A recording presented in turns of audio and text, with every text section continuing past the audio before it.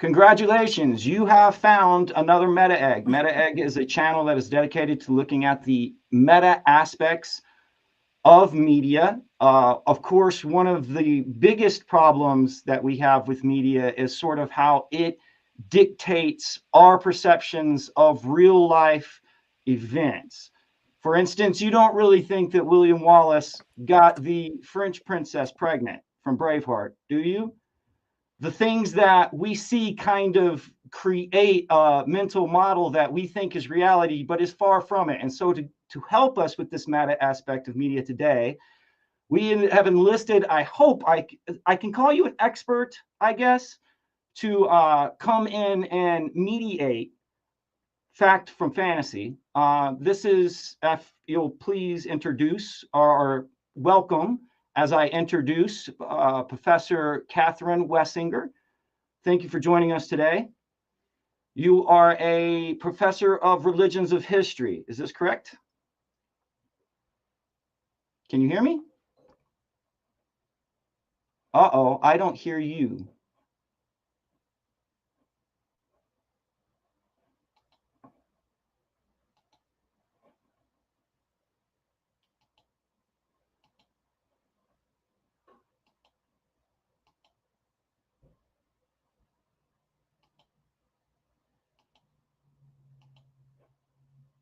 You're muted. Something's happening here.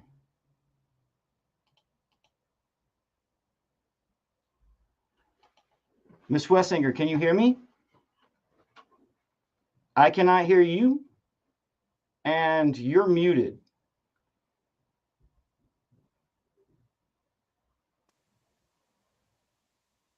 Somehow it got muted. How is that? Ah, I hear you now. I hear you now. Good grief gracious. But well, let me tell you, the problem is I'm hearing you twice. You're hearing me twice? Do you have YouTube open?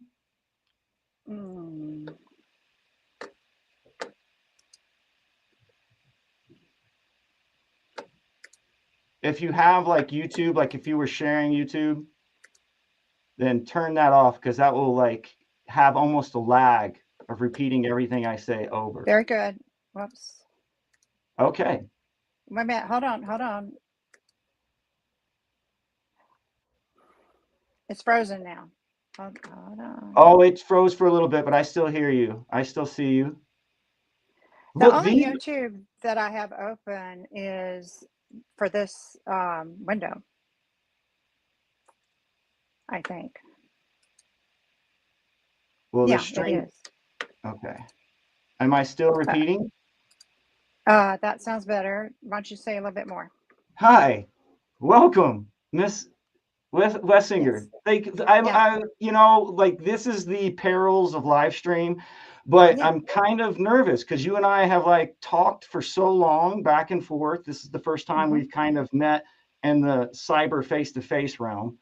But you know, I have found that you are one of the best resources for information about Waco. But I think that everybody else kind of needs to know how you got involved with Waco to begin with. Okay, good. Thank you. Well, thank you for having me here, and sorry for the whatever the technical difficulties were. But let's see. So in 1993, I was professor of the history of religions at Loyola University New Orleans. I'm still there. I'll be retiring in another academic year from teaching. At that time in 93, I was also chair of a program unit in the American Academy of Religion, my professional organization. And that was the New Religious Movements group.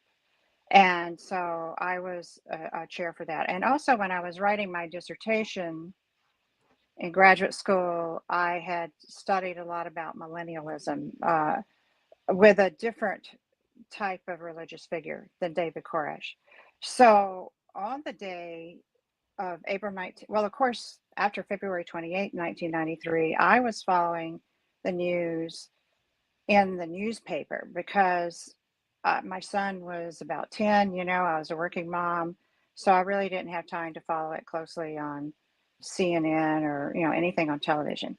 But on April 19th, 1993, I was in the classroom and I was teaching something about millennialism.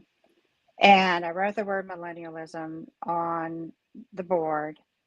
And I mentioned the Branch Davidians as an example. And one of my students raised his hands. I think this was probably class right after, probably around 12:30. Maybe that's when the class started. And he said, there's a fire. And he said, and in his words, no one is coming out. Well, we know that 9 people got out. But so anyway, so as soon as I got out of class, I went back to my office and I had a telephone call from the public news station, or yeah, PBS. They wanted me to appear on their evening news hour, which back then was called the McNeil-Lehrer Report. And I said, I don't know what happened. I was in class all day. I have no. So anyway, I declined. I know what you know, man. Yeah, and so then I drove home and saw it that afternoon. I saw the fire that afternoon. And of course, I was very upset because carrying out a tank and gas assault against an apocalyptic community whose Christ, their prophet in Christ, is preaching that they're going to be martyred in an assault. Obviously, that's a very bad idea to carry out an assault against them. So I was very concerned about that. And then I did watch the McNeil-Lehrer Report, and they had an anti-cult guy. I don't even remember his name, but he just used all the anti-cult explanations, and that was insufficient. And so that's how I got into this. Became curious about, what's the connection? What's a possible connection between apocalypticism / millennialism and episodes of violence? And notice I'm not saying that the believers initiate the violence, but it's not unusual for people who believe in a coming apocalypse. Sometimes they get assaulted, actually more than we know, and either by citizens or by federal agents of the government. So I started researching and writing. So I wrote a book called How the Millennium Comes Violently from Jonestown to Heaven's Gate. That was published in 2000. It's out of print, but the PDF for the book is on my academia.edu webpage. Just look for Catherine Wessinger, academia.edu, and you'll see my webpage. I have a long chapter there on the Branch Davidian case, but it's informative. But now I know so much more. So I currently consider that chapter outdated as far as my own research and findings go. But if anybody wants to read it, for instance, there's I've got the timeline of events early in the chapter, and that's still valid. Okay, and then other things I would add more information to. But and then also in 2000, or in the late 90s, I started editing a book. And so I invited other scholars to write chapters for the book, and it's titled Millennialism, Persecution, and Violence, subtitled Historical Cases. And I learned a lot from the authors of those chapters. And so that book was also published in 2000 by Syracuse University Press, and that one's still in print.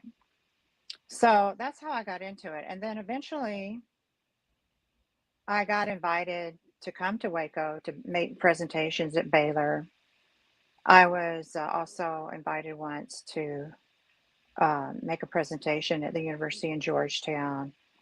And so that's when I began actually meeting Branch Davidian survivors. And I was thinking out. I want to say maybe 2002. Around 2002 was when I first actually ended up in Waco, making a presentation at Baylor University in a seminar, and other scholars were there. So I remember sociologist Stuart Wright was there. He's written about this case, and he knew the survivors. He had met them. He is a sociologist at Lamar University in Beaumont. So he had already met the survivors, and he brought them in after our academic seminar was over, and we got to meet the survivors there in Waco, the adult survivors, and that was my first time meeting them. And then they had to close down the building. We were talking so long, the university was ready to close the building down. So we left and we went to Cracker Barrel in Belmead, next to I-35, and we continued the conversations. And that's where I met Bonnie Haldeman and her husband Roy Haldeman for the first time, and in Cracker Barrel. And then after that, we the next day, the other scholars and we went out to Mount Carmel Center where everything happened, and Clive Doyle was still living there, and so we got a tour. That was my first tour out there at Mount Carmel. Oh, wow. So that's how I got into it. And then since I knew the Branch Davidians, I think it was I was in Georgetown making presentations in right before February 28th, 2003. So that was like right before, the ATF assault, the attempted dynamic entry, that occurred on February 28th, 1993.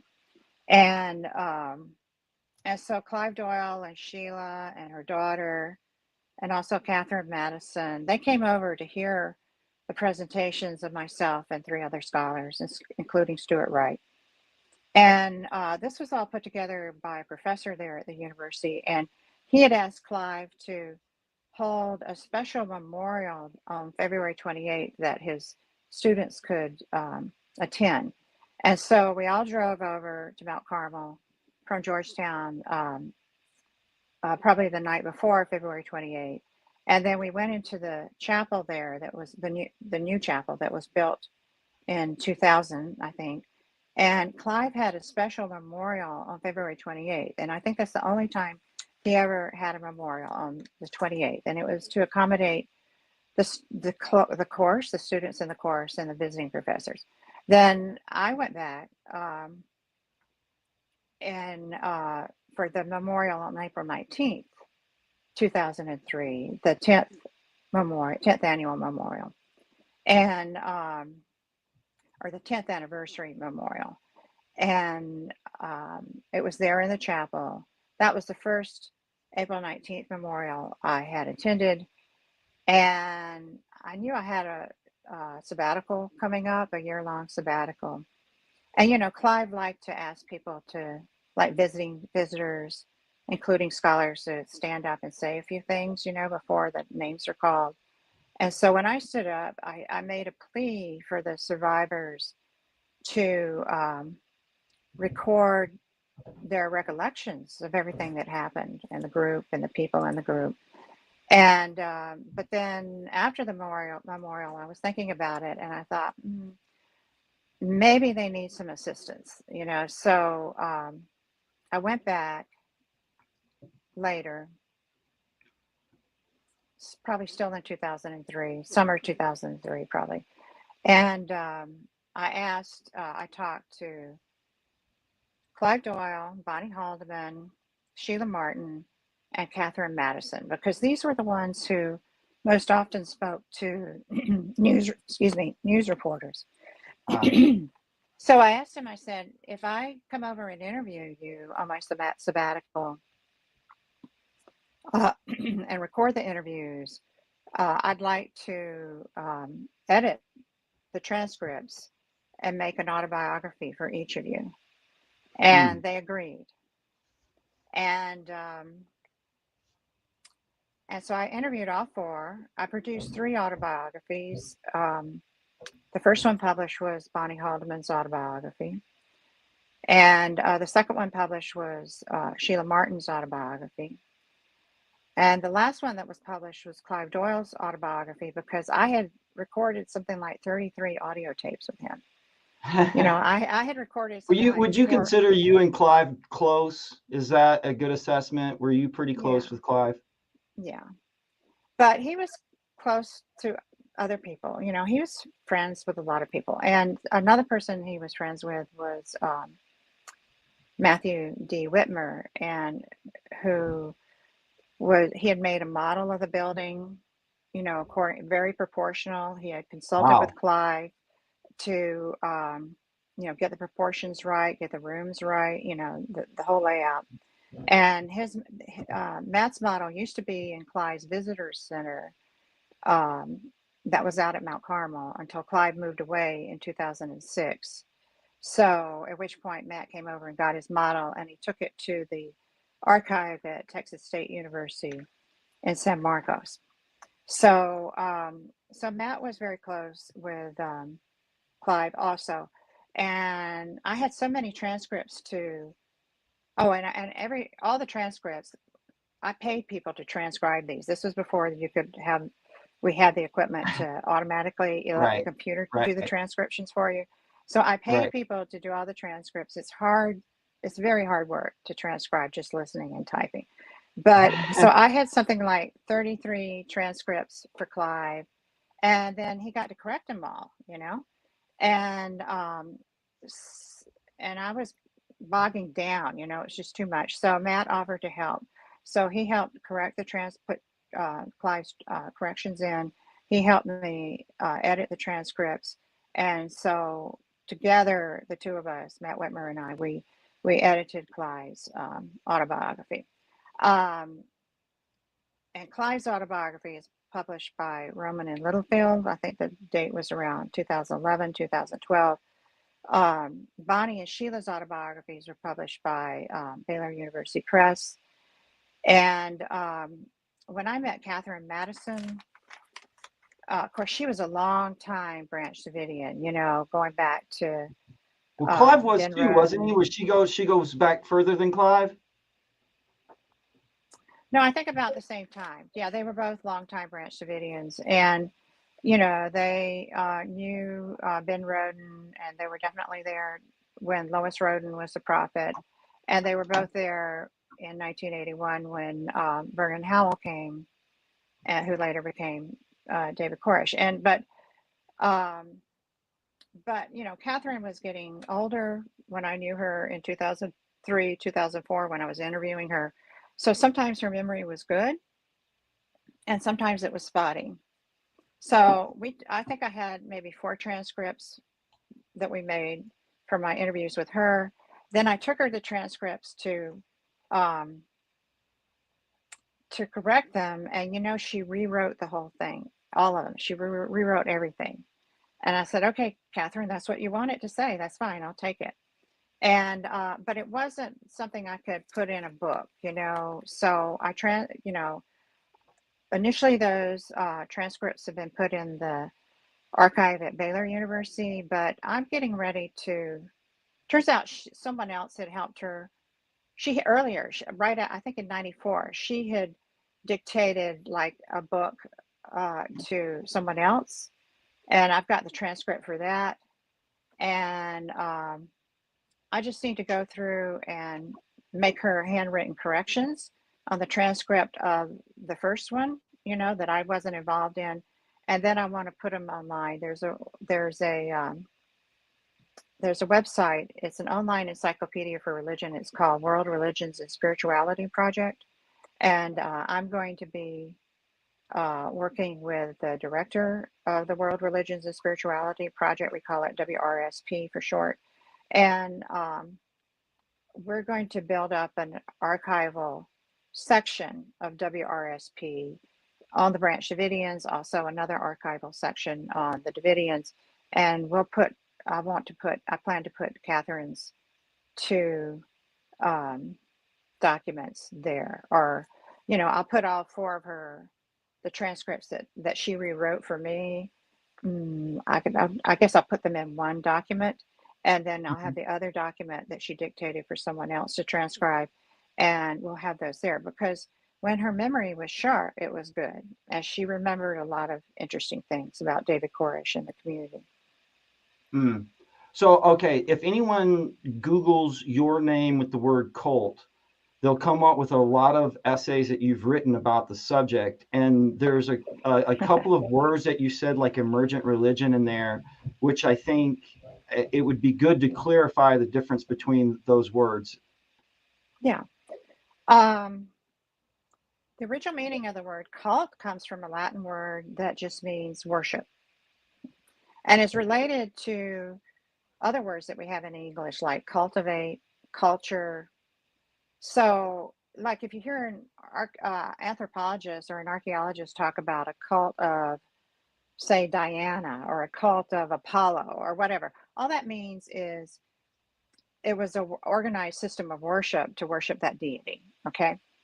But in the 20th century, especially toward the end of the 20th century, the word cult began to be used by Christians, mainly evangelical Christians, who did not like alternative religions showing up or even alternative versions of Christianity. So they started calling them cults. You know, the Latter-day Saints, otherwise known as Mormons, they were called a cult. Let's see, I'm sure Seventh-day Adventists were probably called a cult.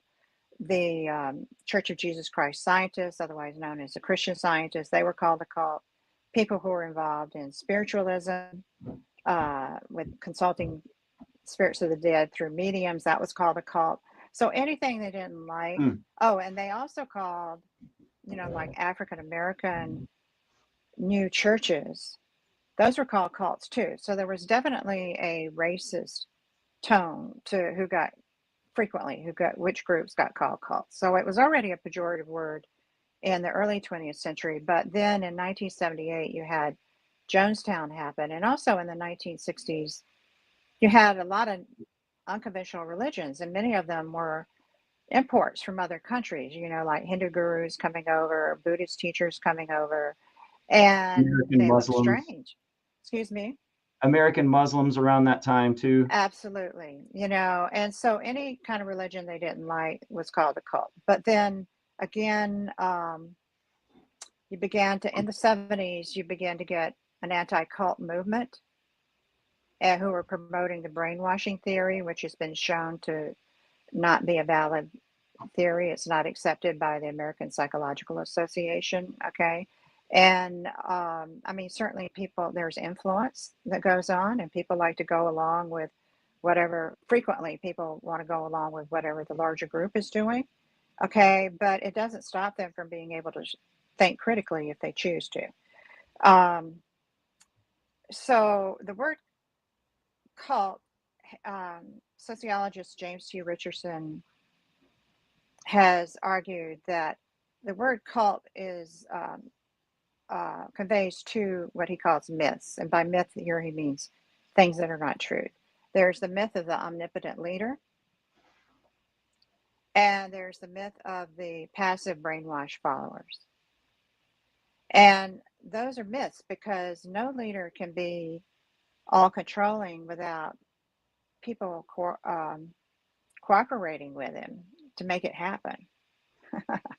And I think, no one's an omnipotent leader by themselves because no one can carry out everything that needs to be done to have a lot of control over people. There's And we're always talking about, in the case of Koresh, we're talking about a lot of people. One of the misconceptions is that those were all individuals who were, I guess I could just go out and say it, like white Texans, which is, there's a whole bunch of different ethnicities in there, and there's a whole bunch of people from different nationalities in there also. Yeah.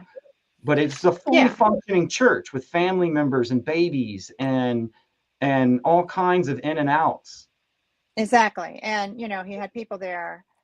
They weren't all Texans. He had people who came over from Hawaii to join the group. He had people who came in from California to join the group. He had Australians there. He had British people there. And so you had quite a few different. There was one Canadian there, where there was one Israeli. There were a couple of New Zealanders, maybe 2 or 3 New Zealanders. They were sisters. 2 of them left. One stayed and died in the fire. So you had people of different nationalities, a variety of ethnicities, and I think the majority of them had Seventh-day Adventist backgrounds, which prepared them to understand the way David Koresh approached interpreting the Bible. But not all of them were former Seventh-day Adventists. Like, for instance, Catherine Madison was a Catholic, and she That's told interesting. me, I thought the majority of them were Seventh-day Adventist, right? They I had think like a so. tradition, but I've some been of them were trying to from count. other denominations, including Yeah, Catholic. Wow. yeah, Catherine Madison. She in her interview with me, she told me as she was Catholic, maybe nominally Catholic, I don't know, but she told me that her father told her that the Bible was the most important book. Had all the knowledge was in the Bible, but she hadn't really been taught the Bible, and so when she found the Branch Davidians, Ben Roden, Lois Roden, and then David Koresh, these were people in the Branch Davidian tradition going back to Victor Houghton of the earlier Davidians, and also going back to Ellen G. White of the Seventh-day Adventist Church. All of these individuals are seen as receiving divine inspiration to interpret the Bible's prophecies about the last days. So, There's some so Catherine, clarifying there. They're saying that they mhm. saw angels. There's divine, and like that's what we're talking about here, is that Mhm. they're having contact with God and either talking to him or having some messenger from God. Mhm. But It's even if not they just didn't see David, a in other words. There's like a well, lineage of individuals who are saying they are talking to God that basically created a foundation for the Branch Davidians. yeah. I mean, I don't know that they all saw angels, but yeah, they believed that they were getting inspiration from God to interpret the Bible's prophecies. Sure. I mean, Lois Roden saw an angel, and she understood it as being the Holy Spirit. Okay, that's where she got her teaching that the Holy Spirit is feminine. Um, I'm Sounds not like aware that Lovelock. Ben. Excuse me. Was it Derek Lovelock? Is that or Lovelock or Lovelace? Yeah. What's it? No, Derek Lovelock. What did he say? What are you thinking of? On one of your videos where you interviewed him, he talked about John 19 and the Holy Spirit. But Yeah. I figured that that's probably from Roden in some way. A lot of them were talking about. There's a whole folder where Koresh talks about a female godhead, and most of them had adopted that idea that there was a feminine aspect to God. Yahweh And was both and male and that's female. what Lois Roden taught. And yes, and David Koresh continued that into his teachings. That's correct. And Well, when you let's talk talk about a folder, about you're talking Roden for about a the second. This is another misconception, is that David Koresh only had a relationship with underage women, but there's substantial evidence that he was having a relationship with Roden. That is like more within the storyline of the second season of Waco, which is Aftermath. However, I think that it is like a misconception of exactly the sexual practices of Koresh. I don't know. I let me. I mean, of course, I don't know his sexual practices directly, but I wouldn't know. But I for a long time, many years, I did not believe that David Koresh had sex with Lois Roden, or that they had a sexual relationship, or that they had a love relationship. Maybe they had a love relationship, but I didn't know that they went to bed together. And because the main source for that was her son, George Roden, who was the enemy of Vernon Howell, David Koresh. And I didn't really trust what George alleged. And um, however, David Buns grew up in the Branch Davidians, and he has his own YouTube channel. And I think he calls it, the name of his YouTube channel is History of the Branch Davidians. And he's been recording a lot of videos based on his own recollections. And he's got a good collection of original Branch Davidian, uh, essays. And also he has audio tapes and has a lot of interesting primary sources. But he personally, as a teenager, observed what was going on between David Koresh or Vernon Howell and Lois Roden. And so they were a couple for a while. She actually believed that she was pregnant, even though she was in her 70s. And That was And then, considered to be a miracle, and basically what gave the moniker over to Koresh or Howell. Is that yeah, correct? but she wasn't pregnant. David Bunz thinks that she misread a pregnancy test. You know, the pregnancy tests back then, False the positive. do-it-yourself pregnancy tests were kind of hard to read. He reports back then. So, I like so he Bunz. I thinks, like Bunz's channel. I like Thibodeau. I probably should link them in the description of this just so people can dig through the resources that they provide as well. yeah, yeah, good. But anyway, so in his David Bunz video about this, he says that one time he and other Branch Davidians were sitting in a Bible study with Vernon Howell, who has already sort of attracting the Branch Davidians away from Lois to himself. Okay. And then Lois came, in the meantime, um, Vernon broke Lois's heart by marrying Rachel Jones legally. She was 14, but it was a legal marriage in Texas. Okay. And so, of course, Lois was very upset. So while they were all in that Bible study with Vernon, Lois came in, according to David Bunz, and explicitly described everything they had done in bed together. So I think that pretty much confirms that, yes, they had a sexual relationship. But as long as it was just George Roden saying that, I didn't really believe it. I needed some other source. And so David Bunz has provided that source. He also talks about a time he was working in I think it was a secondhand store or antique store that was next to where they were living. They had moved away from Mount Carmel and they were living in a house in Waco, Herring Drive, I think. But Huh. anyway, uh, Lois was there. Vernon came in, and Lois told him everything she thought about him. You know, how she was disappointed. She thought he was selfish. She just really blessed him out. And he was kind of walking around the store, and she's following him, telling him what she thinks. So David Bunz witnessed that also. So I think that's confirmation that they had a love affair, and then Vernon broke her heart when he married Rachel. So let's go through the cast of characters that are in the series right now with their actor counterparts, just so there's clarification. Because a lot of times we're going to be saying these names like the audience might not know who these people are. And I'm not even really sure if the series does a good job of introducing exactly the relationships of everyone involved.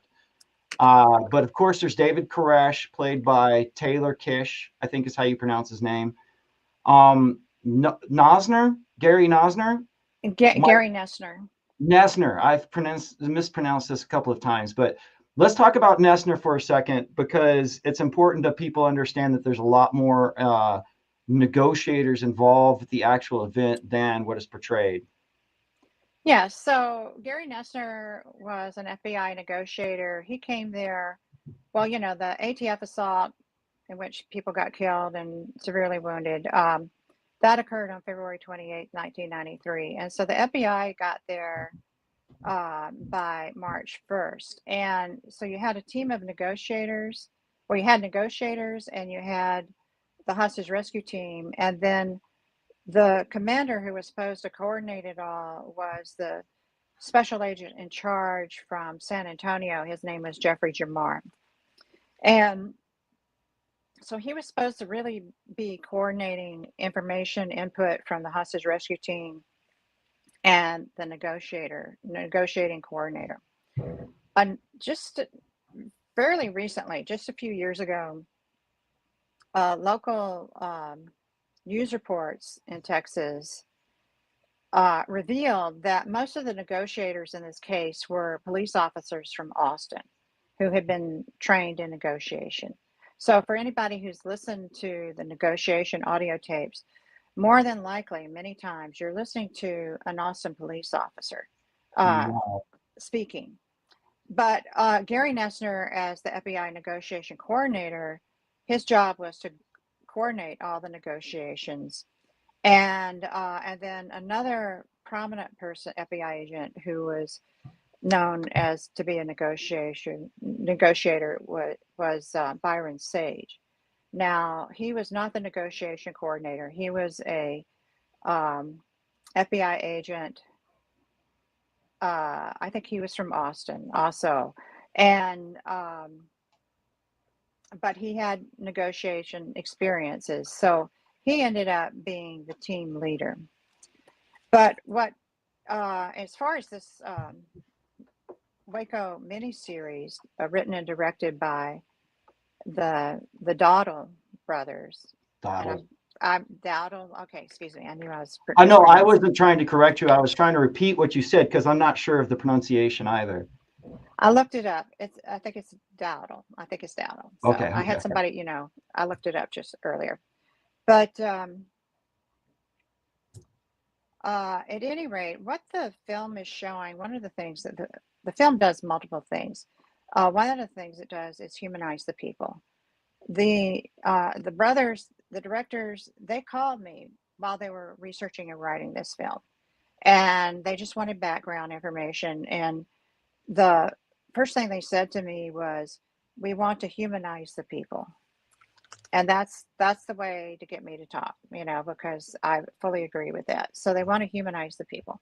But the film also shows the conflicts between Gary Noesner, played by Michael Shannon, depicting the negotiation coordinator, and the commander of the hostage rescue team, whose real name was Dick Rogers, and they gave him a pseudonym in the film. I think they gave the individuals, the real individuals they thought might sue them. This is just my take on it. They gave them pseudonyms. Other individuals who are either deceased or were cooperating with the film that they were the miniseries they were making, you had their real names used in the miniseries. Okay. So, okay. One last thing about Gary Noesner, he wrote a book, and many years after the incident, I've got it over here. Let me find it. Let me see when it was published.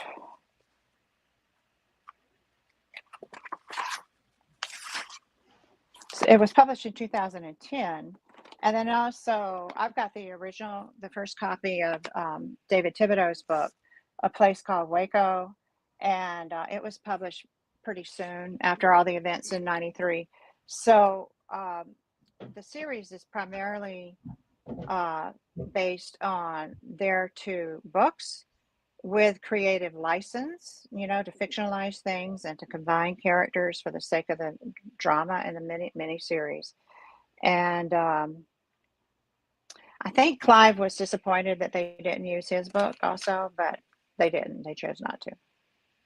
Well, let's talk about Thibodeau. I mean, Thibodeau is probably one of the main characters of the miniseries. He's kind of like the surrogate for experience. The audience kind of experiences the whole Waco through Thibodeau's character, who's played by Rory Culkin.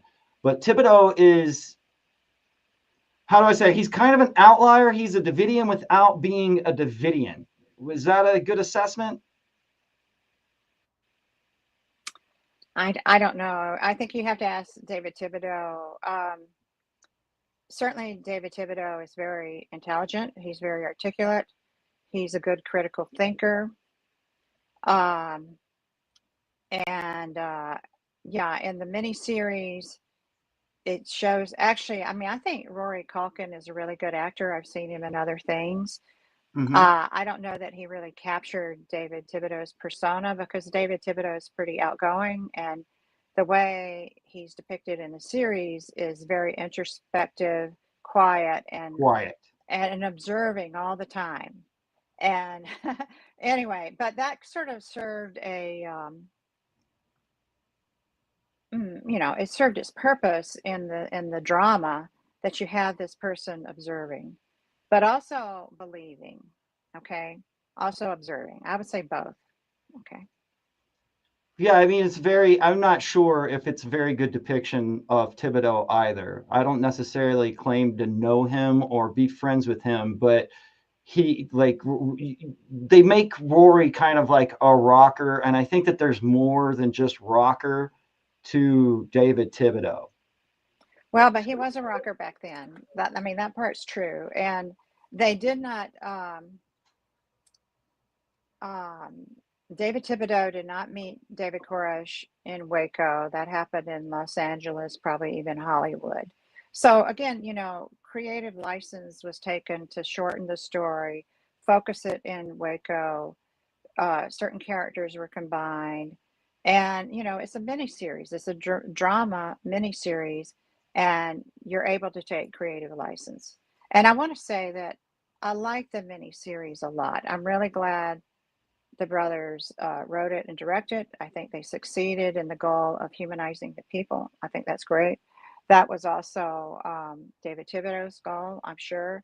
And Gary Noesner, he was able to get his message out about uh, how the negotiations were um, counteracted by the actions of the hostage rescue team.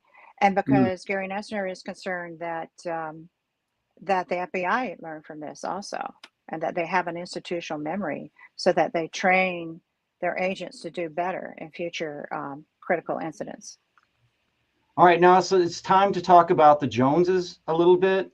The Joneses, I guess what would you say, the father figure would be Perry Jones. He's kind of the grandfather of the whole brood, but they had a good political station within the Branch Davidians before David. Is that true? Like there's a kind of an acceptance of David into that family. Perry Jones and his wife, Mary Bell Jones, they were actually Davidians with Victor Houghton before, that would have been well before 1955. And I think that's the year that Victor Houghton died. So, so then when Ben Roden came along and founded the Branch Davidians, the General Association of Branch Davidians Seventh-day Adventists, Perry and Mary Bell became Branch Davidians. So that's how far back they went. And were faithful Branch Davidians the whole time through Ben Roden, Lois Roden, and then David Koresh. I don't know that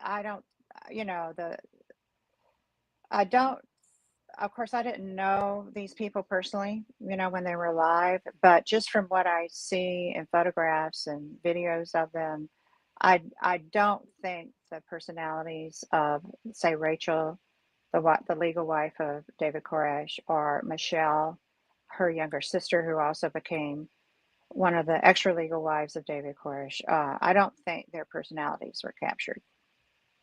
For instance, there's a definite lack. They seemed a little bit penned up. There's the traditional long skirt wearing Southern Baptist kind of feel to them, almost like a Puritan in the series. There is like this weird, Rachel kind of has like a dominance issue with all of the other wives in the series. She kind of there's like a hierarchy. I don't know if that's true either, but it feels like they really did not, like, if you read the files, Rachel is a rock star. She carries herself, talks behalf on people, or coordinates people, does a whole lot of things that are just totally not even touched within the series, I feel. Yeah, when you're talking about reading the files, you're talking about the negotiation transcripts. Yes. So I know you've read those. And also I've listened to a few of the surveillance device tapes, also known as bug tapes.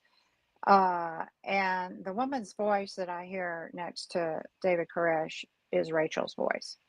She was right next to him the whole time, and she was with him and supportive of him. And what I have to say is that it's too bad that it's terrible, it's tragic that these young women and their children were killed, because then, we could talk to them directly and find out what it was like for them. So I got for historical reference, what about the death of Perry? I think in the series they kill him with a gun as it's like sort of a mercy kill. Is that Yeah, true? but it doesn't. Does the series? I saw it back in 2018. Does it show how Perry got killed? Oh, How he got his mortal wound? it definitely Show that. shows right off the bat that he's like the first person shot, and then right on top of him, David shot. Because a lot of Yeah. people don't Okay. realize that either. David is pretty much, he's hit early on, and then he's shot again in his arm when he reaches up in a window. And so there's no real evidence of him pulling a trigger or even being able to carry a gun. And I think that the series often shows him up walking around. I'm not sure if that's true. Wasn't he on like a mattress the majority of the time? Well, he did get better, and although it seemed like he was getting really sick. Anyway, so let me start at the beginning here. So when the ATF come up and their agents come up and they're in a two cattle trailers, covered cattle trailers, and they jump out, and one team puts up ladders on the side of the building, and they're climbing up on two sides of that side extension there. They want to go into what they thought was David Koresh's room and also the gun room. The guns had been moved and put into the former vault, the storage room next to the kitchen. Uh, and um, and David Koresh had also moved his bedroom also. And so those two teams were trying to go up through the windows from the second floor. But another team was running up to the front door. And of course, both sides deny shooting first. But, survivors who were had in a bedroom in the front room, which would be Kathy Schroeder and her oldest son, Scott Mabb. When I interviewed them, and also in some other interviews in her testimony, Kathy said that the first gunshot she heard were killing the dogs in the pen out in front. And and then later in a trial in 2000, a wrongful death trial, one of the ATF agents admitted that he shot the dog. So that was probably the first gunshots. And then people at the front door, well, David Koresh went out and he said, "Hey, I made it. There's women and children in here. Let's talk." But the shooting started. And so he backed inside. It's not totally clear where he got his wounds, but that might be where his wrist was wounded, shutting the door. That's my thought. And but his father-in-law, Perry Jones, was standing right behind him, and he got shot. He received a mortal wound to his abdomen. And everybody I've talked to, every survivor I've talked to, Clive Doyle, Derek Lovelock, and even others, talk about Perry was screaming. He was from pain. He was crawling down the hall, screaming in pain. Clive said he was clutching with one arm, he's clutching his abdomen as he's crawling down the hall. So Clive helped him get into one of the bunk beds, and he's still screaming. He's in a lot of pain. And but the mysterious thing about Perry Jones's autopsy is that, which was done, of course, after the fire. Clive, in his autobiography, talks about how the people inside the building who were dead, he went out to the covered part of the storm shelter that they were building over to the side of the building. They had a tunnel going out there, and he went and dug a big hole, and it was hard work to dig that hole. So he only dug one hole, and he put the bodies of um, let's see, I think four of the Branch Davidians who were dead there in the building. They found Peter Gent's body later on top of the water tower, and Clive talks about how they helped get Peter's body down. So anyway, back to Perry's autopsy. The autopsy report only showed a gunshot to the mouth. And so we don't know who pulled the trigger. Did Well, I Perry mean, if himself it's a pull the mercy trigger? kill, you usually don't put it in somebody's mouth. That sounds like he did it himself. Could have been, but but it's very strange that all the survivors say that he was mortally wounded in the abdomen and he was screaming and begging to be put out of his pain. Right. And then the autopsy can only find a gunshot to the mouth. But So they're Perry's saying that body, there's no mortal wound. They're saying that there's no. oh, there had the Okay, gunshot to I the get mouth. what you're saying. So the autopsy is saying that there was no damage to Perry, that there was a gun put in his mouth. But Yeah, that's fishy. of course. Of course it's fishy. And, a lot of evidence has been destroyed in this case. Okay. And that raises a lot of suspicions. But this is a big piece of evidence that was attempted to be concealed. Now, I believe the survivor's reports that he received a mortal wound to the abdomen. Why else would so many people be reporting that, who saw it or heard him screaming? Okay. But Perry was actually buried in the storm shelter in that single hole that Clive personally dug. And then other people helped carry in the bodies and they were buried there. Then when they got Peter Gent's body down off the top of the water tower, um, some of the men, some of the Branch Davidian men, they got permission first from the FBI negotiators or from the negotiators, and they got permission to carry the body out and dig a hole and bury him in a grave in front of the building on the other side of the driveway, right in front of the building. I think um, I think the miniseries shows David Thibodeau digging that grave, and yeah, Right. there it is, and Yeah. that it's maybe Perry who's being buried. But of course, that is also fictionalized, because I think the motivation is to, you've already got a lot of characters involved in this case, and they're trying to reduce the number of characters that they're actually showing. So David Thibodeau did not dig that grave. And plus, this is a relatively small series compared to how long and lengthy the actual escapade of the siege was. And you're right. There's like a lot. There's like a Game of Thrones level amount of characters that is going on. But that brings up a good point about you were talking about the negotiators' friction with the commanders. Was there friction with Robert Rodriguez as well, played by Liquizamo? Well, Robert Rodriguez was an ATF agent, and there were several ATF agents staying, or they had rented one of the houses. There were two houses across the street. They rented one. That second one became known as the undercover house, because that's where the ATF agents were observing, recording. I also think on February 28th they were also shooting. They had snipers in there who were as the branch. There was exchange of gunfire, and some of it was Wow. coming from the undercover house because the Tribune Herald reporters were down in a ditch on Double E Ranch Road, and they reported gunshots going both ways over their heads. Okay. So I think some gunshots were coming from the undercover house. By the way, Wow. when I used to go out to Mount Carmel to interview Clive, maybe this was in 2004 or possibly after, I drove up one day and the undercover house was gone. It was just completely knocked down. Only the slab was remaining.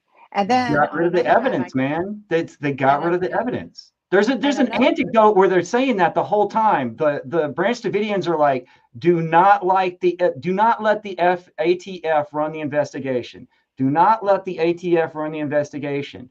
And then when everything was said and done, it's like the last words in the FBI negotiation transcripts. It says like the ATF will lead the investigation. It's like a bad joke. Sorry, I kind of got a little bit. yeah, I think that at least I'm based on what what I recollect the Danforth report says. I think they let the ATF onto the site, no doubt.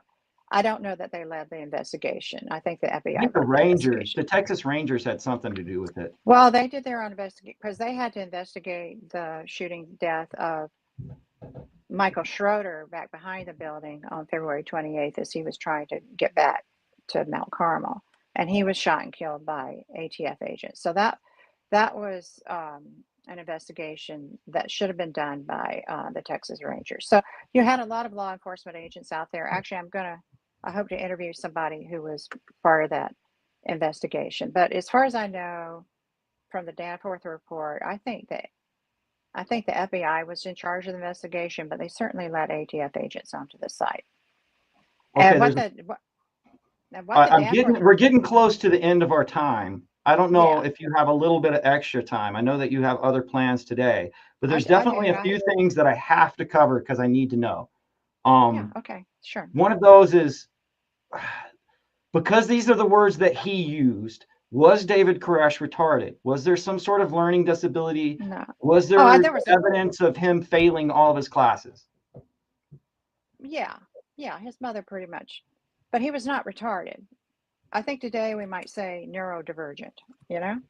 But he Oh was yeah, not there's retarded. definitely even Bond says that there was probably some neurodivergence or some sort of psychosis in the family, but a lot of people kind of attribute him with some sort of like photographic memory. I Mhm. Is there evidence for that? Is there evidence outside of like the experience in 1985 where because if he's failing every class, that means he's not really showing or exhibiting like anything that has to do with photographic memory.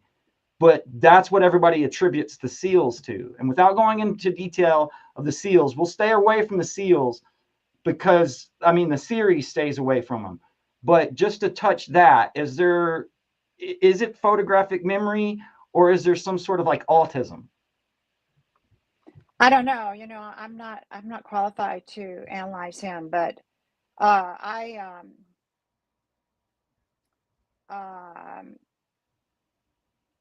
this is just my personal opinion, okay? Because I've been learning a lot about ADHD, and Okay. ADHD people are very smart, and they study what they want to study, and they are not motivated to study anything they're not interested in.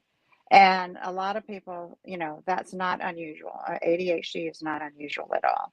And that's just how Vernon sounds to me, that he might have also had, he wasn't interested in school.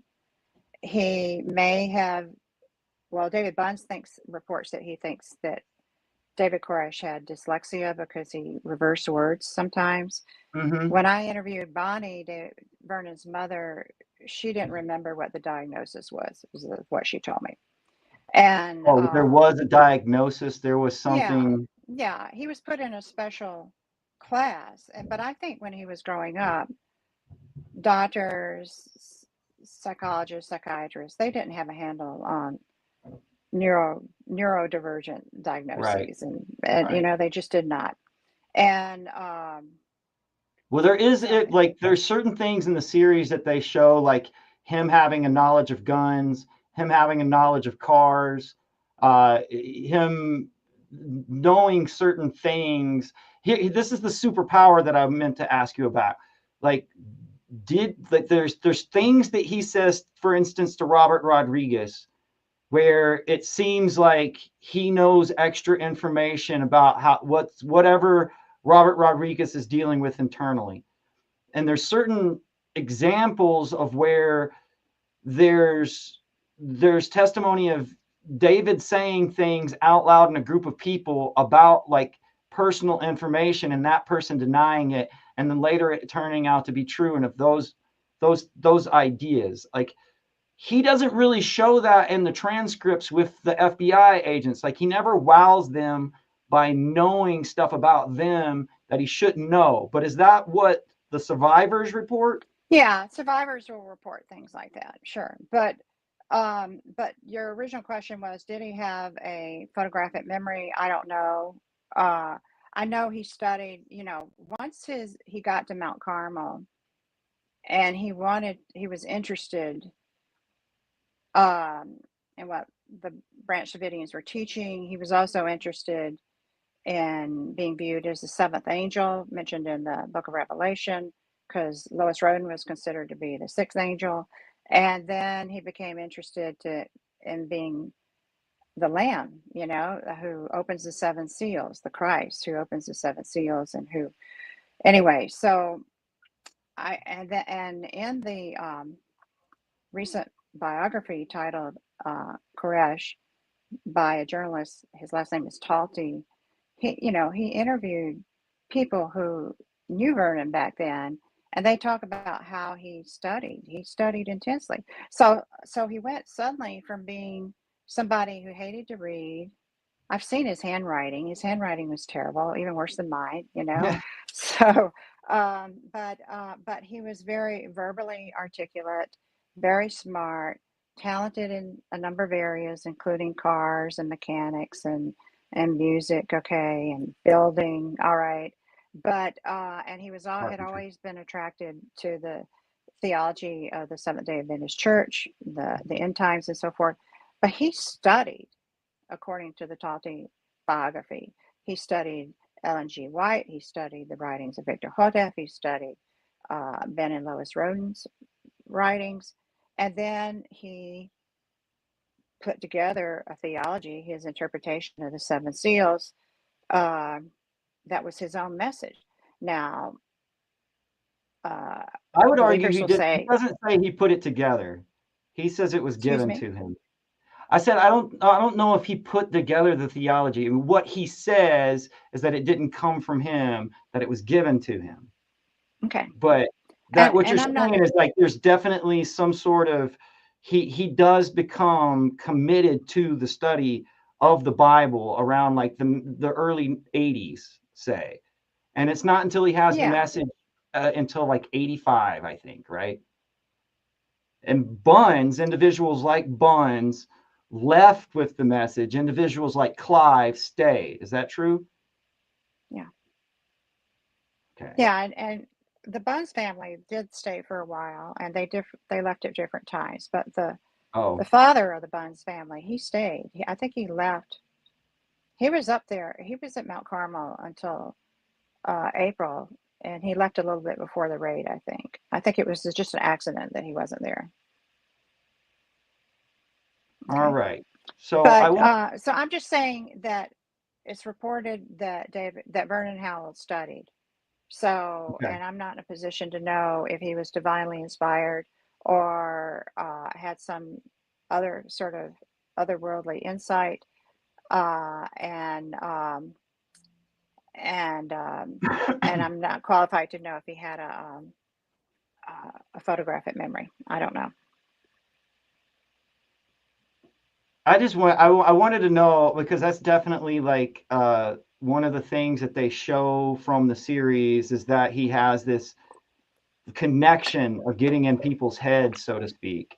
And there is evidence that I saw in the transcripts, for example, when the alcohol users come out, he goes through their history with them. You remember the first time that we met? You remember when we did this? Do you remember? Like it definitely seems that he was very knowledgeable about the people around him. Like he didn't think their personal lives were unimportant. Of He was course, very of course, empathetic to who they were. absolutely. And okay,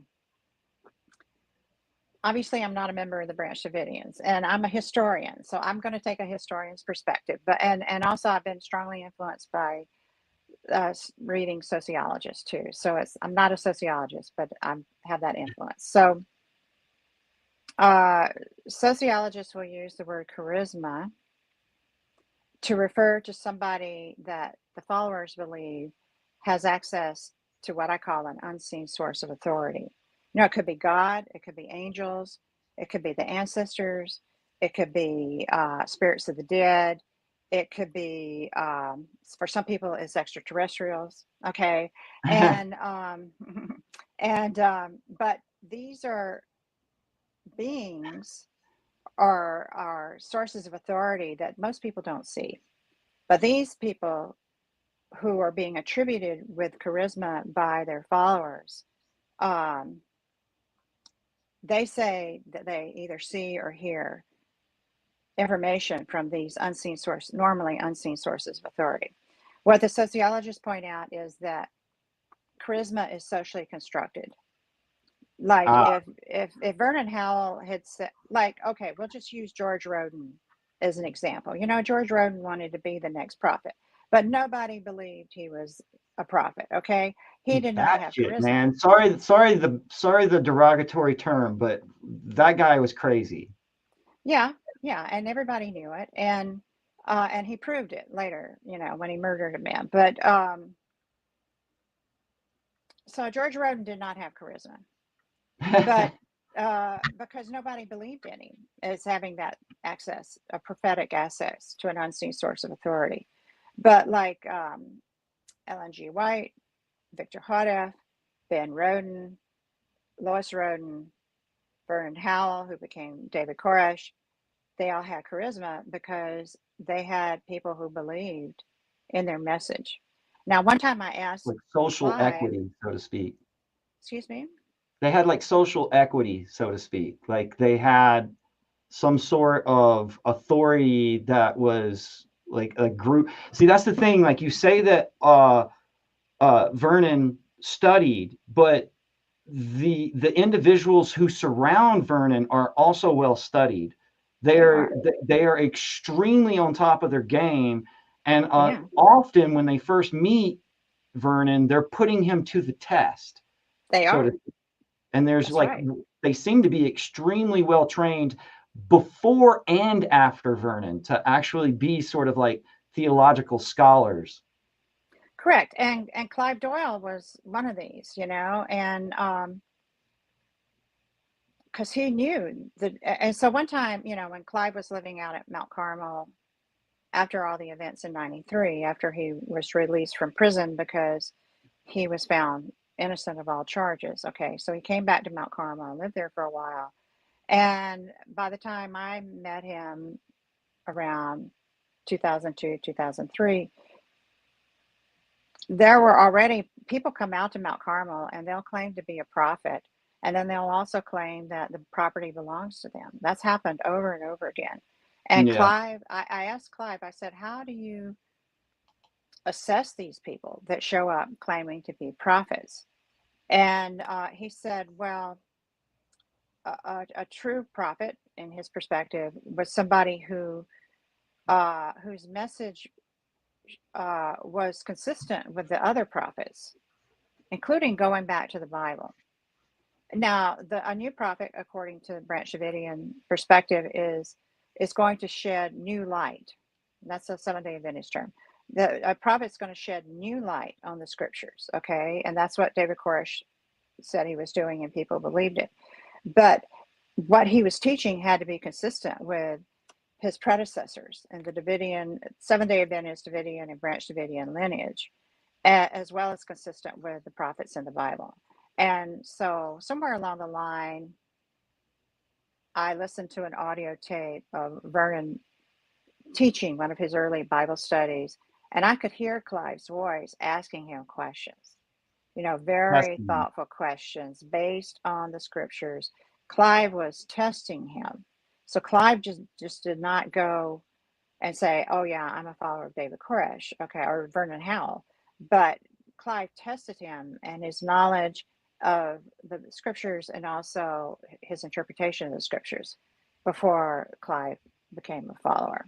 So, yes, so people can be tested, but the sociological point is that charisma, defined this way, is based on having followers who believe in that leader. And the leader can also lose charisma in the eyes of followers. For instance, all the people who left David Koresh and moved on. Okay. Um, so David Koresh had charisma. Now that doesn't mean that's not the same thing as like what's called Riz now, by the young people. Riz is like, oh, you're really attractive, or you Yeah, yeah. present yourself well, or whatever. Nothing like that. David Koresh's charisma was based on his ability to interpret the seven seals in a way that was plausible to the people who were listening to him, and they found it plausible. Well, it's just, I mean, in the way that the word cult kind of leads you to a certain model in your head. I feel like charisma does the same thing. Like a lot of people say that this was just a charisma leader who was having sex with underage girls. And so it leads you to assume that the guy was just a smooth talker. so to speak. But what you're saying is that was like what gave him his charisma was the people who saw the authority, the people who were kind of authority figures themselves and theology and so forth, kind of gave him his charisma by accepting the fact that he knew what he was talking about when the Bible was concerned. Yeah, yeah. Even the interview I did with Dana, who was, formerly one of his wives, she talks about that how the people around him gave him that authority. That's her perspective. Yeah, So I think it's more the Davidians are more important to understand like who they were than it's just to write off Koresh, in my opinion. absolutely, Especially absolutely. with your closeness with Clive. I mean, you could see uh, like the portrayals of a lot of these people in both series is a little wonky, but the idea that Clive was just a doting follower who really didn't know how he was being manipulated, I think is a big misnomer. It's No, not a I good agree. picture. And in the second season of the Waco series, I'm glad Clive wasn't alive to watch it because he's a character in that second season. And sometimes I could watch it. The actor, I think, did a good job. I could just see little expressions that reminded me of Clive occasionally on his face, or his way of standing and so forth. But that second season depicted Clive as being a very subservient type of personality, and I never knew Clive to be subservient about anything. And Clive was very intelligent. Good. I also found him to be a good critical thinker. He was very steeped in this approach to interpreting the Bible, because he was raised Seventh-day Adventist. He went to Seventh-day Adventist schools, but in his own way, he was an intellectual. Before we go, can we talk about the last scenes about the tank assault? Yeah, sure. The final days on the 19th, day Yeah, 51. actually, I just want to say that first of all, about the ATF raid, I think the um, miniseries did a really great job. It looked very realistic. I mean, we have some video footage, actual video footage from that day, because a KWTX um, um, cameraman was there. He could film some of it, and so based on that, I think they made the ATF assault look. It looked realistic to me. I think a journalist took that footage and showed it to Clive to get his opinion. And I think Clive, of course, Clive experienced it from the inside of the building, not from the outside of the building. But apparently, from the journalist's article that he subsequently wrote, and I think it was in the Texas Monthly, but apparently Clive also found it realistic because not long after that, Clive ended up throwing up. And Oh, and this is described in the journalist's article, when Clive told me about it, he said he thought he came down with the flu suddenly, but it also sounds like it could have been an emotional response to that trauma that was being depicted very realistically about the ATF assault. Now, I about think the only thing that I have an issue with is like I don't think people realize how long that lasted. They're being gassed for like 6 hours, okay, and yeah, so that's the ATF assault. So now we get to April 19th with the FBI tank and gas assault. Yes, it lasted 6 hours from 6 a.m. and the fire started at 12:07 p.m. Um, the mothers and the children, ages 13 and younger, and there were two pregnant women. They all took shelter in a concrete room that was formerly a vault that had survived a previous fire that had burned down a previous building on that location. So I think they figured that was the safest place for the mothers, the two pregnant women, and the young children to be. oh, so Um, you were talking. Okay, so Clive's reaction was to the initial ATS assault at the beginning, which yeah, would be February 28th, yes. and then But now the final breakthrough and gassing is on April April 19th. 19th. Okay. And But okay, going back to the original assault, that's like something that most Americans should probably realize that that's like the longest gunfight on American soil. That's a 45-minute long gunfight. Well, but also, Wayne Martin dialed 911, and that went into the sheriff's um, department, and he was begging for the shooting to stop because, again, women and children in here. So it lasted a long time, but apparently it finally ended when the ATF finally stopped shooting. Okay. And just for the sake of clarification, this last stare down between Thibodeau and Koresh, that's not recorded as happening by Thibodeau, is it? Not that I know. You need to ask David Thibodeau. Thibodeau, I don't know.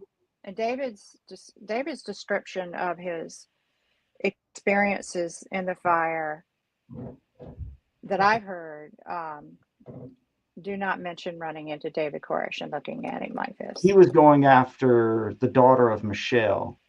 Yeah. Serenity or Serendipity, what is her name?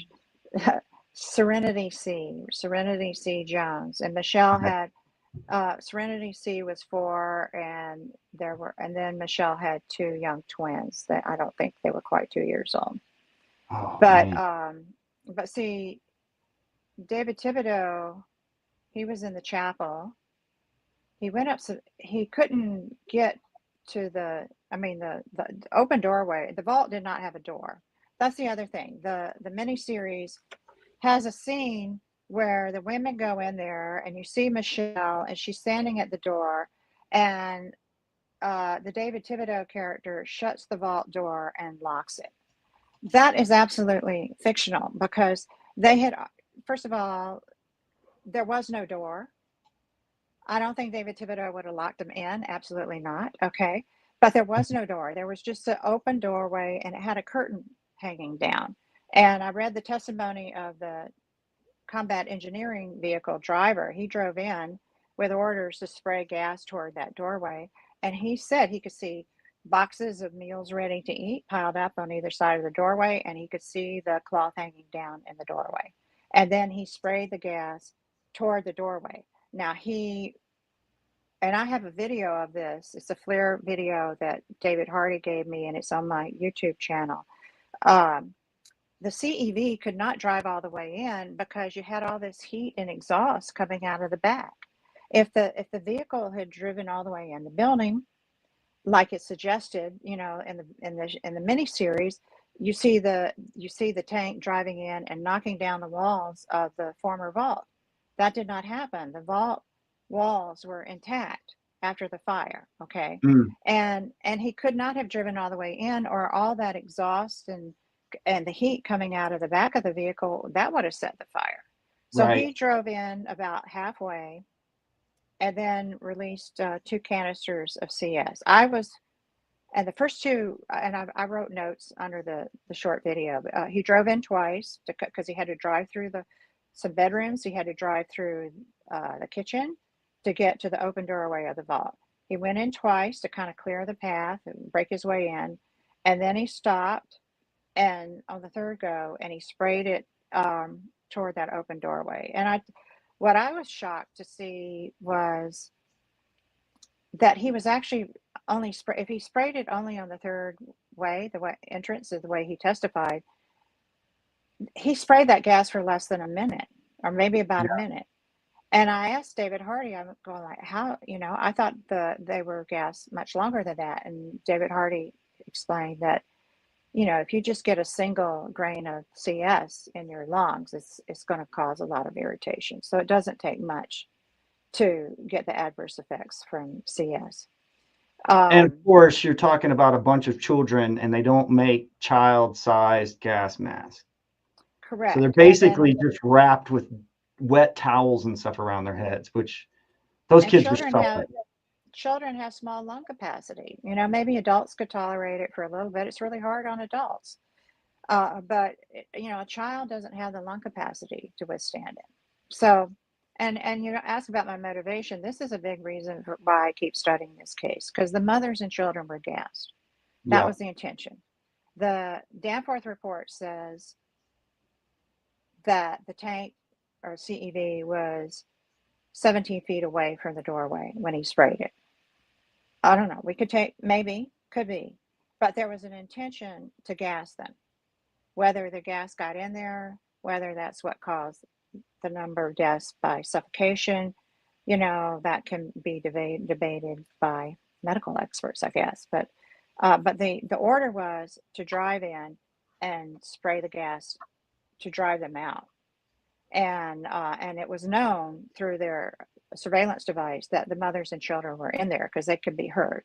They knew that's where they were. There was no mystery for the FBI about where the mothers and young children were located. Last but question. Anyway. Last question. Do you think that Steve shot David?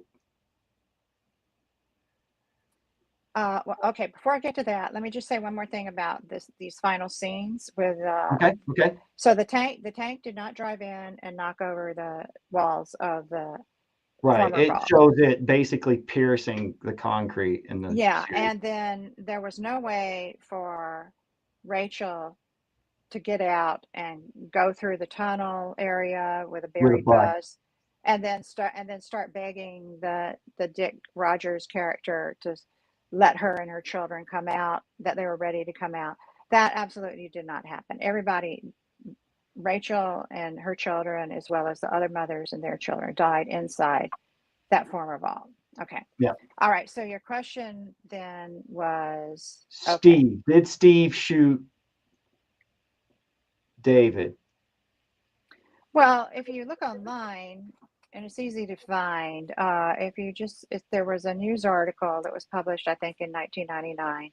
It was written by Lee Hancock, an investigative reporter for the Dallas Morning News, and she had interviewed retired Colonel Rodney Rawlings, who was the Army liaison in the FBI headquarters, which was based over there at TSTC, the community college, they had an airport over there and other things. But what retired Colonel Rawlings told her was that he could hear the audio coming from the bugs, different bugs. And he heard the women's and children's voices inside the former vault, praying and crying and screaming. That's what he told her. And then he also told her that he heard a last conversation between David Koresh and Steve Schneider. And according to him, he's the only one who said this. Okay, so according to retired Colonel Rawlings, well, no, he's not the only one. So I'll back up on that in a minute. But anyway, he said that he heard that a bug picked up David Koresh saying, "Oh, I need to get out because I've still got to get my message out." And Steve said something to the effect of, "Well, look around you, see what you had caused." And then the gunshot was heard. So I don't think Rodney Rawlings is making this up. So yeah, I kind of think so. But we don't have ultimate proof. Now, who's the other person who recounted this conversation? The other person who recounted this conversation in a very similar way was Special Agent in Charge Bob Ricks, who was down from Oklahoma City, and he was serving as the primary FBI agent in the press briefings. Okay. And then after everything happened at Waco, he went back to working in Oklahoma City. But he gave a talk to a Rotary Club a few months later, and he gave a summary of that conversation, very similar to what Rodney Rawlings reported. But then later, Bob Ricks said, "No, I was mistaken. I misheard it."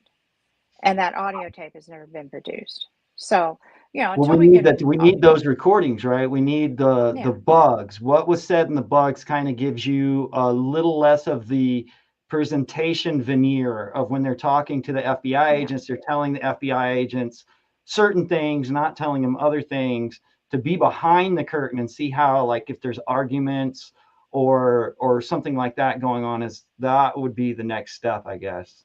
It is the next step, but even they're colloquially called bug tapes, or you have SA and then the number. So I'm assuming SA is like surveillance audio. Okay, that's my Okay. guess. And so all of these SA tapes, not all of them, but a lot of them were given to the attorneys in, especially in the criminal trial to begin with, and then after the criminal trial, a number of these attorneys gave the tapes that they had or copies of the tapes they had to different people. And so there's one collection of them in the archive at Baylor University. But, you know, Clive had those tapes. Dr. J. Philip Arnold in Houston has those tapes. Other people have those tapes, but they're not all the tapes. You know, I'm sure the one, if there's an audio tape that records the last conversation between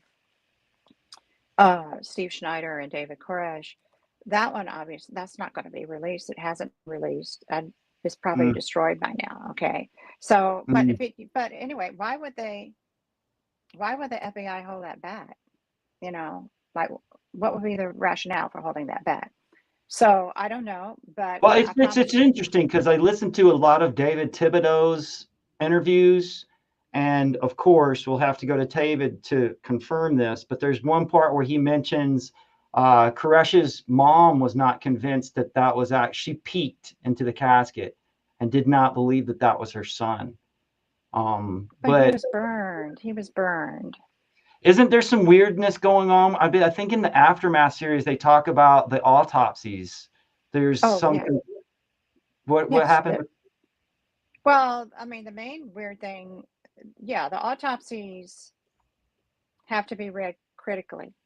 And the first sign that they have to be read critically is that the autopsy for Perry Jones doesn't report a mortal gunshot to the Right. abdomen. Okay. Yeah. There's also, in one of the videos, I think made by Mike McNulty after Waco, the Rules of Engagement, he raises questions about the autopsy of Jimmy Riddle. In Waco, the Rules of Engagement, the allegation is by the film that Jimmy Riddle may have tried to come out the back from the cafeteria out in the back, and there Ah, were no cameras. There were no television you sh- cameras in the back. right. The And the media was on the allegation, other side of the road. yeah, But so as they're saying that they shot him upon exit. shot him and then ran over him or moved him or something, his body or something. And He's the one it with the turns tank out treads. that, excuse me. He's the one with the tank treads. That's horrible. Anyway, in the film, the subsequent film by Mike McNulty, uh, the allegation is that there is a gunshot here in the skull. But Ah, then when his sister went to claim the skeleton or at least examine it, the skull was missing. So something to that effect. You'll have to watch the movie. Just there are two. Mike McNulty made two more movies after he collaborated with Waco, the Rules of Engagement. So if you there's watch his, heads missing. I don't, you know, I'm not totally sure I'm remembering. Yeah, you don't have this. You don't, in other words, you don't have the evidence that he was shot. But I think double check me on whether his head was missing. I could be misremembering it. I watched a long time ago. It's just there's a long standing tradition of cutting the heads off of prophets. Well, Jimmy Riddle was not a prophet. I'm just He was a saying. follower of a prophet. If there's any confusion about bodies and there's heads missing, it seems like a shell game. There's some weird stuff going on. We know that there's some weird stuff going on with the evidence. I mean, the bodies would not surprise me, but I don't want to get too paranoid. And besides, we've gone way over our time. First off, Yeah. we could do this all day. Like I could give you one question. There's probably 5 different directions we could go on just that one question. We tried to fit too much into this, so I'm gonna ask you to come back. Maybe we can talk about Aftermath later, if that's okay. Sure, of course. I just want to reiterate that I like the Waco miniseries. It's successful in humanizing the people. It even Hmm. humanizes David Koresh. and they got bad reviews because it humanized David Koresh. And I think Taylor Kitsch did a great job. I never met David Koresh personally, but it looked to me like he was doing a good job as an actor. Of course, the people who knew David Koresh couldn't see that in Taylor Kitsch, because they knew him personally. But I think the writers directors um, accomplished what they set out to do, which was to tell this dramatic and tragic story, humanize it. Um, Gary Noesner was able to um, articulate his philosophy of negotiation and Mm. show how the negotiations were sabotaged in the 51-day siege. And I found a quote from Gary Noesner in a different documentary, but this is what he says in the miniseries, and he said that he's saying that the hostage rescue team commander and the other, like the special agents in charge, they did not understand what negotiators understand, which is what he called the paradox of power. And the paradox of power is the harder you push, the more likely you are to get resistance. And Mm. that's what happened. And so whenever the Branch Davidians cooperated and came out, what would the hostage rescue team do? They would take the CEVs to destroy vehicles. And then on March 21st, when seven Branch Davidian adults came out that evening, that's when they started blasting high decibel sounds toward them. Right. And after that, one other person came out subsequently, but that was Livingston Fagan. He had the job of explaining Koresh's theology to the agents. And I asked Livingston, I said, did they listen to you explain the theology? And he said, no, that's not what they were interested in. So, but overall, I think the miniseries is very good. People just have to read the publications, the autobiographies of, Gary Noesner, David Thibodeau, Clive, especially, um, and and see what happened. Read other types of sources about what happened, some more the scholarly sources, so that when you watch the mini series, you can identify, well, what's been fictionalized and for dramatic purposes, and what didn't really happen, what really happened. Mm. So sometimes it's very accurate, or at least I think the ATF raid was depicted accurately. The whole thing with Robert Rodriguez was depicted accurately. He tried to stop the raid because he knew that the element of surprise had been lost. Okay. But so they did a good job, and I'm glad that Gary Noesner and David Thibodeau they were on the set while this episodes were being made. They were giving their input. I'm glad they did that. Um, It's and so just bottom, yeah, it's there's a it's just it's so but the series itself got me interested in studying Waco. However, after studying Waco for so long and then going back and looking at the series, I've realized that there's been a lot of stuff that's been conflated together. Like there's certain images that I see from the series that I think really happened that didn't happen. And then there's certain things that I've read in the papers that like I feel like I saw them, but I never really saw them. They weren't in the series. And my view on it, I'm a lot more critical on the series now, knowing the ins and outs of like what really happened, because it's not a portrayal of what really happened. However, it is a humanizing depiction. I think that's fair. I'll say mm-hmm, that, but mm-hmm. I kind of feel annoyed at it because there's certain things that are of a lot more importance that they kind of just glossed over. Um, but I mean, that's not what that series was. That's not what their goal had been, obviously, and I think that they met their Sure, goal. they met their So goal. The April 19th scenes, with the tank running into the concrete walls of the former vault. I mean, that was total fiction. It was still a very effective ending.